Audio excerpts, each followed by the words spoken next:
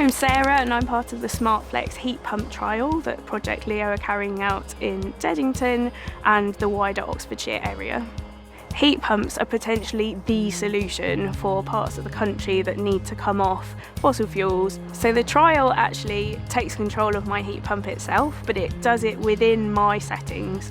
I just told the thermostat, like you do any other thermostat, what temperature is comfortable. The temperature's just been very gently turned up before a peak time for energy use, so sort of 4 till 7 p.m, and turned down during, so the same energy might get used but not everyone at the same time.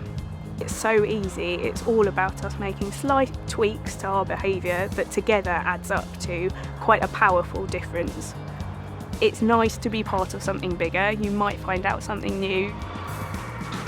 The future of the low carbon local economy has arrived. Participating in trials like this means being part of that future.